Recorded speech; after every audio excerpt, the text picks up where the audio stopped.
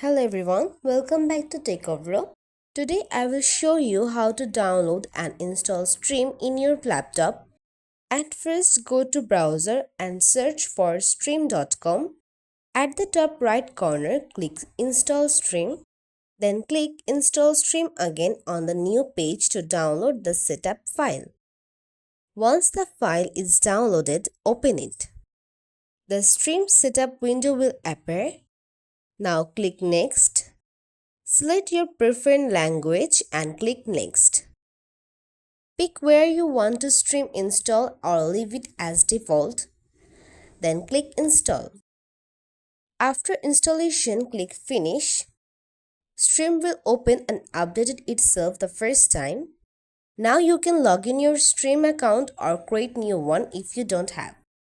And that's how you have download and stream in your laptop. If you all like this video, please like and subscribe to our channel. Thank you.